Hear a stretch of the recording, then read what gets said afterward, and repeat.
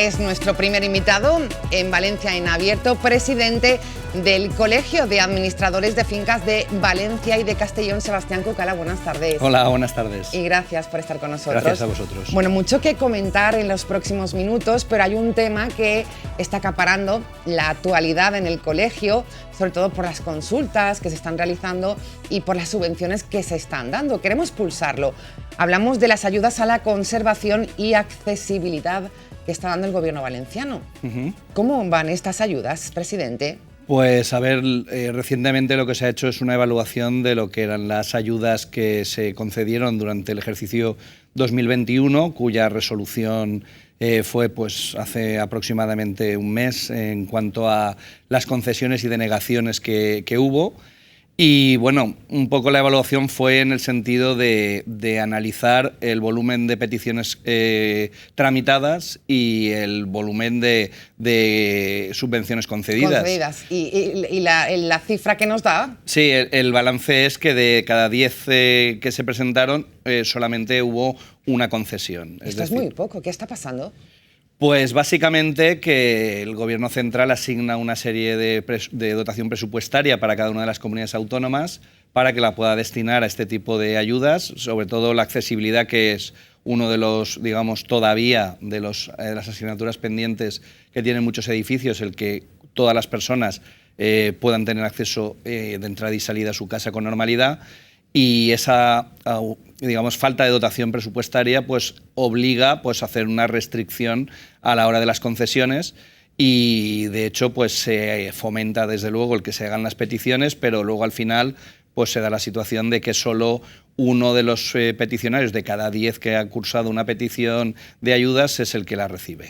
¿Les preocupa esta situación desde el colegio? Pues a ver, nos preocupa básicamente porque entendemos por un lado que desde el Gobierno autonómico debería hacerse un llamamiento al Gobierno central a que haya una mayor dotación para este tipo de actuaciones por parte de las comunidades, teniendo en cuenta que todavía quedan muchísimos edificios por hacerlos accesibles. Claro. Y por otro lado, porque también en muchas ocasiones la tramitación de las ayudas se realiza por parte de los administradores de fincas colegiados y en ocasiones da la apariencia o la sensación de que la falta de concesión puede deberse a algún tipo de actuación no correcta por parte del colegiado. Y nada que ver, porque en este caso. Hay que tener en cuenta que sobre todo sí que se distingue a la hora de las resoluciones aquellas que se conceden, o sea, que no se conceden por un tema de agotamiento presupuestario, que son la mayoría, y aquellas que no se han concedido por algún fallo, digamos, o la ausencia de alguna aportación de documentos. Estamos hablando de unas ayudas a la conservación y accesibilidad 2021, presidente, nada que ver con las ayudas que se están planteando ahora desde el gobierno valenciano para la rehabilitación de viviendas de fondos europeos. Exacto, no es lo mismo porque esa evaluación iba en relación a la dotación del 2021. En este año 2022 están las ayudas que tienen el apoyo de los fondos europeos de Next Generation, en los cuales las obras de conservación van a tener unas ayudas vinculadas a que los edificios, a la hora de hacer esa rehabilitación, obtengan una mejora energética de más de un 30% en el edificio. Bueno, mejoras energéticas que pasan por la instalación de placas fotovoltaicas en uso doméstico, tanto en edificios, en comunidades. ¿Cómo está siendo esto? ¿Está en pleno auge la instalación de estas placas? El hecho de que la tarifa eléctrica esté subiendo de una manera muy exponencial ha hecho pues que muchas comunidades se estén planteando, y de hecho algunas ya están instalando pues placas solares, en algunos casos solamente para el consumo de lo que es la parte comunitaria, es decir, todo el abastecimiento de los elementos comunes, y en otros casos para hacer consumo compartido, de manera que las viviendas también puedan disfrutar de esa electricidad que se recibe. ¿Está siendo fácil este tema, estas instalaciones? Depende, ahí hay dos factores. Uno, el factor técnico, que es el factor, digamos, que tienen que analizar los ingenieros a la hora de valorar qué tipo de instalación es la que hay que colocar, y por otro lado está, digamos, la parte económica, que se está simplificando bastante porque la mayoría de las ofertas que se están haciendo en las comunidades van vinculadas a algún tipo de facilidad de pago, de financiación, que permite establecer además unos plazos de amortización de esa inversión, comparando pues también con el pago de consumo eléctrico que se deja de pagar. Interesante a priori parece, sí. Nos queda mucho por recorrer en esto, pero es algo en el que los administradores de fincas ya se están poniendo, ¿no? Sí, sí, nosotros desde luego estamos atendiendo, digamos, los requerimientos de las propias comunidades de propietarios. Ya desde hacía tiempo se estaba por muchas comunidades buscando estas opciones de energías renovables, pero ahora se ha disparado un poco más el interés por el hecho del coste de la electricidad, lógicamente. Claro, bueno, pues inasumible sin duda alguna, ¿no? La factura de la luz y sobre todo por estas ayudas de Europa que están llegando y que pueden subvencionar estas placas fotovoltaicas. Desde que llegó al cargo, Sebastián Cucala apostó por ello, la mediación como vía pacífica de resolución de conflictos en las comunidades de fincas. Queremos pulsar, ¿utilizamos la mediación? ¿Lo estamos implantando más cuando hay algún conflicto o todavía nos queda mucha cultura de mediación? A ver, hay que tener en cuenta que partimos de una cultura, digamos, de resolver los conflictos normalmente en la vía judicial. Y eso es digamos, una rutina que hay que romper y pasar sobre todo desde nuestro colectivo, que ya lo estamos impulsando y proponiendo en aquellas comunidades donde hay conflictos, el abogar por que se utilice la mediación como un medio que va a terminar con ese conflicto de una manera pactada entre las partes que están involucradas, y de forma también que hay un mayor cumplimiento y que evita luego el que haya ganadores y perdedores en ese conflicto, que puede generar nuevos conflictos posteriores, sobre todo teniendo en cuenta que los conflictos comunitarios y vecinales se producen entre gente que va a seguir conviviendo en un mismo sitio, con lo cual es difícil el que se produzca una dinámica de ganadores y perdedores, porque lo único que puede hacer es sembrar para el futuro nuevos conflictos. Bueno, pues es una de las opciones que se está haciendo y de las que también se apuesta, ¿no?, desde el Colegio de Administradores de Fincas. Sí, nosotros tenemos el centro de mediación en el propio colegio, desde el cual pues se realizan todas aquellas mediaciones que se solicitan por parte bien de propietarios o bien de vecinos de cualquier tipo de las comunidades o de edificios, y que permite pues el que se canalice esa solución. Y si miramos el dato, presidente, ¿ha ido a más la entrada de mediaciones? Sí, las mediaciones, desde luego, además de que se ha ido haciendo una formación específica a los administradores para ir creando mediadores dentro del propio colectivo de los administradores de fincas colegiados, eso implica también que la cultura de la mediación se haya ido expandiendo más. También es verdad que a nivel social se está incrementando también la divulgación de lo que es la mediación, y eso hace pues que también haya más gente que recurra a la mediación para resolver esos problemas. Conflictos. Bueno, pues nos alegra este dato. Hoy está con nosotros el presidente del Colegio de Administradores de Fincas de Valencia Castellón. Decíamos al principio de nuestro programa que queremos pulsar también cuáles son los principales problemas que tiene una comunidad. Enseguida contrastamos los datos con su presidente, pero hemos salido a la calle para preguntar esto: ¿qué pasa en su comunidad? ¿Cuáles son los principales conflictos? Joan Jimeno. Seguro que muchos de ustedes pensarán, se les vendrá a la cabeza La que se avecina, o incluso una serie como es Aquí no hay quien viva, cuando hablamos de Junta de Vecinos. Pues de eso venimos a hablar hoy, de esos vecinos, de la Junta de Vecinos que se reúnen cada mes para tratar los problemas del vecindario o preguntar a la gente qué es lo que más le molesta de este vecindario, de esta Junta de Vecinos. Nos salimos a la calle, queremos preguntar a la gente, así que nosotros nos vamos a averiguarlo. Bueno, en principio en mi vivienda no hay problemas de convivencia con la Junta de Vecinos. Otra cosa es con el barrio, pero con lo que es la vivienda, la Junta de Vecinos, hay una convivencia cordial. Salvo alguna vivienda que está ocupada por estudiantes, pues bueno, alguna vez hay algún pequeño alboroto, pero bueno, todos hemos pasado por ahí, vemos lo que son 19 años. Uy, a mí me molesta mucho el que vive arriba al alquilino, que parece que tenga muebles de tronco de piedra, porque arma un follón pero nada, no pasa nada. Pues generalmente los gastos generales, las derramas, algún vecino que le dé por poner música a horas intempestivas, filtraciones de agua, en fin, cosas de ese estilo. Y si uno paga, si el otro no paga, si hay que arreglar cualquier vivienda o cualquier forma de, yo qué sé, de problemas que hayan. Con fincas muy altas, de 14 o 15 plantas, pues a veces pues se oyen ruidos de fiestas nocturnas o de lavadoras, o somos esos vecinos y cada uno pues tiene un orden del día, ¿no? Asuntos de la convivencia entre los vecinos, también todos los desperfectos que hayan en las fincas, también los temas de limpieza, pero sobre todo los temas de, pues eso, de llevarse bien, de que no haya problemas entre los vecinos. Pues el jaleo, que hay muchas personas que no lo respetan. Gente joven que se reúne y está hasta las 5 de la mañana pues en su casa, claro, pero haciendo demasiado ruido. Yo en la Junta veo que cada uno da su opinión y entre todos se llega siempre a un consenso que nos beneficia a todos. O sea que bien, la verdad es que no me he encontrado con gente muy dispar. Bueno, vamos a analizarlo porque supongo que Sebastián está acostumbrado a escuchar este tipo de cosas, de conflictos que pasan en las comunidades de propietarios. ¿El estrella es el ruido, el principal problema, Sebastián? Suele ser el conflicto que más, más enfrentamiento genera, porque afecta principalmente al descanso de los vecinos cuando quieren descansar en su casa, y suele ser bastante perturbador para la convivencia. Entonces suele ser el problema que cuando se produce, que afortunadamente son casos aislados, pero cuando existen en un edificio generan bastantes problemas e intranquilidad a los vecinos. Y en esa parte de ruido, ¿los estudiantes se llevan también bastantes puntos? Sí, bueno, hay que tener en cuenta que, sobre todo, los estudiantes, como es normal, en ocasiones hacen fiestas, hacen algún tipo de horarios totalmente distintos de lo que es el resto del vecindario. Eso es lo que a veces pues genera ese conflicto.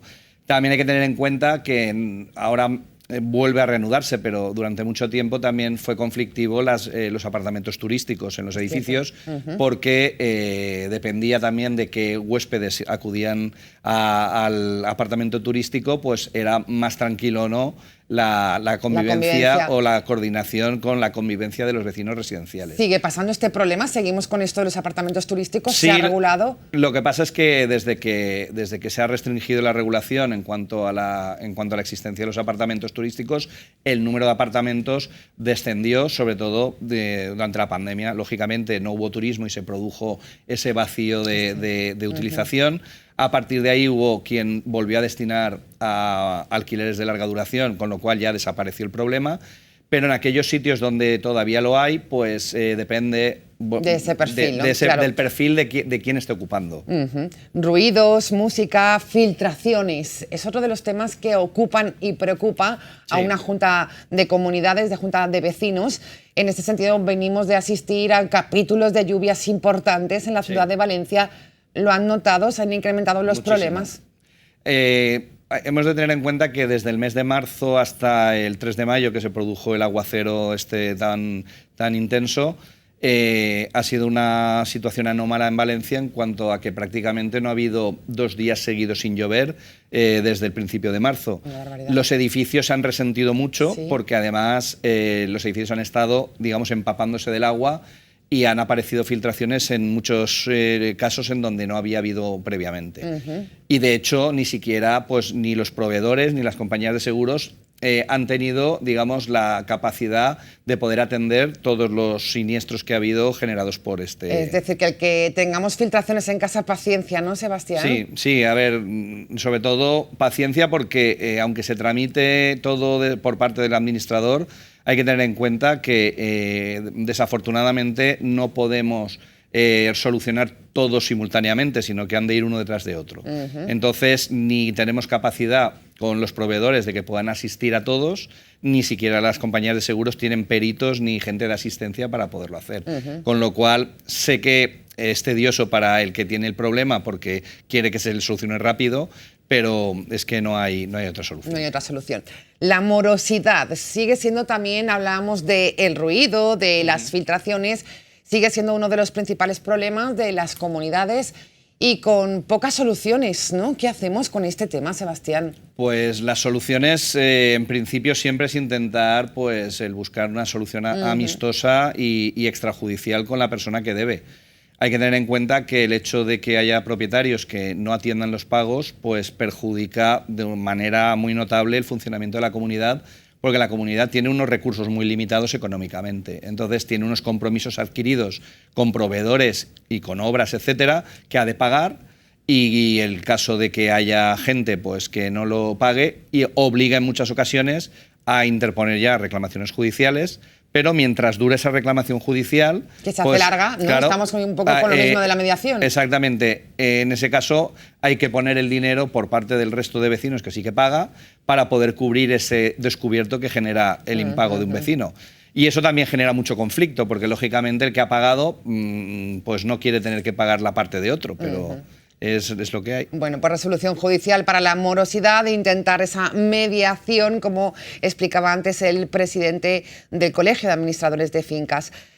Temas importantes, decían en la calle todos estos problemas, pero luego decían que también hay cordialidad. Dependiendo de qué comunidad nos encontramos, pueden ser reuniones cordiales, reuniones conflictivas. Sí, que eso es como casi todo en la vida, pero afortunadamente... el número de vecinos, digamos, que mantienen una buena vecindad con el resto de propietarios es lo más numeroso. Y lo que pasa es que sí que es verdad que los casos conflictivos siempre parece que resalten más que la gente que tiene una actuación y una actividad y un comportamiento normal. Lo que pasa es que sí que es verdad que, como hablábamos antes y como han dicho los vecinos que han sido consultados en la encuesta en la calle, ese tipo de conflictos sí que a veces pues, genera mayores conflictos de relaciones entre los propios vecinos, con lo cual, al final, al no haber tampoco soluciones muy directas y muy rápidas, pues terminan pues, creando mal ambiente en la comunidad. Luego, cuando ya desaparece esa situación de conflicto, ya se vuelve otra vez a una relación de vecindad normal. Sí. Bueno, pues esta es la situación que hemos querido pulsar también con nuestro invitado. Hablamos del proceso de digitalización también de las comunidades de propietarios. Esto nos obligó la pandemia a hacerlo, ¿no? Íbamos bien, poquito a poco, pero tuvimos que ponernos las pilas también. ¿También ha pasado en este aspecto, Sebastián? Sí, hay que tener en cuenta que cuando tuvimos que pasar la pandemia y con todas las restricciones que había de reuniones, etcétera, sí que hubo una normativa que permitió durante un tiempo, es decir, hasta diciembre del año pasado, se podían hacer las reuniones, o sea, las juntas de propietarios por vía telemática o de videoconferencia. A raíz de la, digamos, de la finalización del plazo que se había establecido, volvemos a estar en un vacío legal respecto al tema de las juntas telemáticas, que esperemos que con la ley de propiedad horizontal que está en trámite en las Cortes se solucione, porque ya se introduce esta opción, pero sí que es verdad que hay una tendencia a de manera consensuada optar en muchas ocasiones por las videoconferencias, porque facilita el poder asistir o estar presente o acudir a la Junta, y que también pues habilita en que en casos de que se evite un riesgo de contagios y de pues facilitar el acercamiento de vecinos, que en muchas ocasiones hay comunidades que están en diferentes puntos de España, sobre todo las que están en la costa, y eso facilita el poder hacer reuniones. Es decir, que ahora mismo hay un vacío legal en torno a estas videollamadas para hacer las reuniones telemáticas. No se pueden hacer, no consta como que... No está recogido legalmente, pero lo que sí que se establece es que si hay un consenso y un acuerdo unánime de los vecinos para poder hacerlas por videoconferencia... Sí, se puede dar como válidas. Se podrían dar por válidas. Bueno, pues esta es la situación, porque acudimos mucho a estas reuniones, o el número de vecinos que acuden es 20-30% quizás. A ver, en las juntas de propietarios depende, hay edificios que son más participativos y otros menos, y hay comunidades en las que apenas llegamos al 10% de asistentes y de representados en las juntas. Esa falta de participación en muchas ocasiones luego genera también problemas, porque el que no ha participado a veces pues no tiene ese conocimiento de todo lo que se ha debatido en la junta, y no entiende a veces acuerdos que se adoptan, pero... Si no hay presencia, claro, lógicamente, efectivamente. ¿no? Esto tenemos que cambiarlo también un poco. Como presidente del Colegio de Administradores de Fincas, sigue trabajando desde este cargo para la formación. Algo clave e importantísimo para los administradores de fincas. ¿Cómo ha sido este curso escolar que vamos a acabar? Pues la verdad que... lo que ha dejado la pandemia. Sí, el colegio reanudó, pues a partir del momento en que ya se eliminaron las restricciones, la posibilidad de hacer formaciones presenciales, porque era uno de los fuertes, digamos, de las actividades más potentes que hacemos desde el colegio. La evaluación o el examen que hacemos de toda la temporada esta ha sido positiva, porque combinando formación por videoconferencia y formación presencial se ha podido completar todos los temas que nosotros queríamos abordar con los colegiados.